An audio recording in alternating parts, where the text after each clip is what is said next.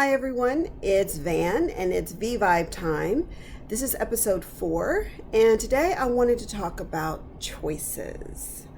A lot of discussions that I had with my clients, a lot of times we talked about our children and the choices that they made or the things that they were going through and some of the choices that they made definitely was not something that we as adults would have made. And so many discussions with clients, many frustrated times, and then there were other times that were very joyous. So we just kind of was wondering, how is it that some kids have the ability to make the right choices or have the ability to listen to their parents and move on with life in a good productive manner, and then how some kids raised in the same atmosphere in the same family can have a totally different aspect in life. It's difficult to really figure it out because I guess every human being has a different personality. And as far as their wants, their needs, and their emotional baggage, that for me, when it comes to children, unless they have a lot of emotional baggage that happened to them in their lifetime, I think a lot of their emotional baggage comes from a previous time. If you believe in like reincarnation or just souls going, keep moving forward. And so they take that baggage or bring that baggage with them. And sometimes it's difficult as a parent because we want our children to be a certain way and we want them to, of course, do well. And we think that we have their best interest.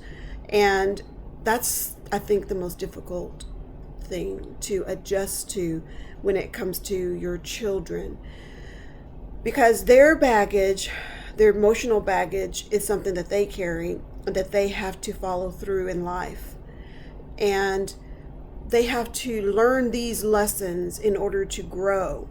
And even though we as the parent, most of us have already learned these lessons, and so we're trying to get them to not step in the same hole that we did. But we all know, growing up, we most of the time did the same thing to our parents that our children are doing to us. And even growing up, we probably said, I know I did, well, I'm not going to do that to my child, or I'm going to raise them differently. And to the most part, yes, in some manners, we may do that because of our own life experiences that now we transcend and transcend to our children.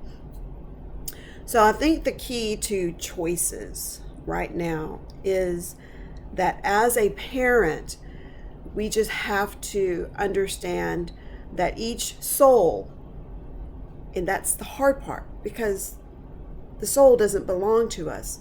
That child that we, as parents, that we raised, that child we feel physically belongs to us, but that soul is totally different. And that soul has its own journey that it has to go through. And I know as a parent, that's been the toughest thing for me, because I have 4 kids and each child is so different. And there's just so many nights that I grieve for the child that I loved so much and that I want so much for them. And sometimes they can't see what it is that they have within themselves to do great, things in this world. But then on the other hand, I'm like, well, they're their own person, they're their own soul, and they have to go through the process in order to absorb and learn and grow on their own. So, I mean, I'm very fortunate that my children are very, very good kids as far as, they don't really drink, they don't do drugs, they don't smoke. Um, and I think I know my kids pretty well. At least I hope I do.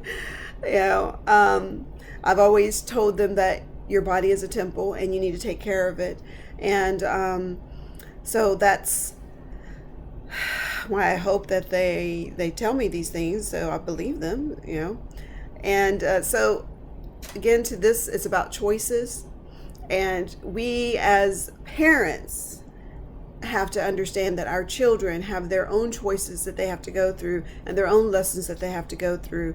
And this, I was again taught a lot through my clients, all of the ups and downs that they went through, from having a wonderful, wonderful child, and then I mean, they would come in and just rave about their child, and I would know this child too because I would cut that child's hair, and just wonderful kid.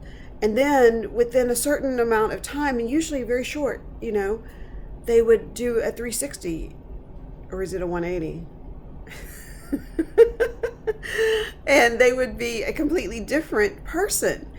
And sometimes we're just like, what happened to that child? And so the parent would just tell me all of these things, and I would just be shaking my head and saying, there's no way possible that this child could be doing these things. And sometimes I would still have the blessing to cut that child's hair when they came in after this process has gone through.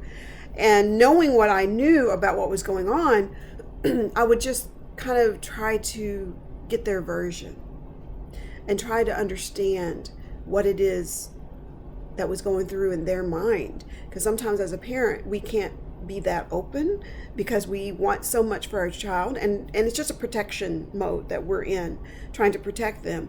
And so I would just ask questions, to see where's their mindset. A lot of times what I felt from the children, the kids, is almost like a feeling of being trapped in their own body. Like they had to venture out and do these things. And a lot of times they didn't even know why. They just said, I just felt like I needed to do this. And we also know that a lot of that is peer pressure. And when I would listen to them, I would hear them say things like that, my friends, or, this new person that came into my life, or just trying to impress a new girlfriend or boyfriend. They would change who they were. And so when I go back again to making choices, everyone needs to make the choice that's going to be best for them. But the thing that we have to remember is to try to always make the best choice that's going to make us a better person. Our choices should never make us worse, or should make us get into things that we know aren't good for us. Our temple, our mind. It should never control us. So try to make the best choices in life. Get out there, do something great. And that's going to be it for this week. Peace out.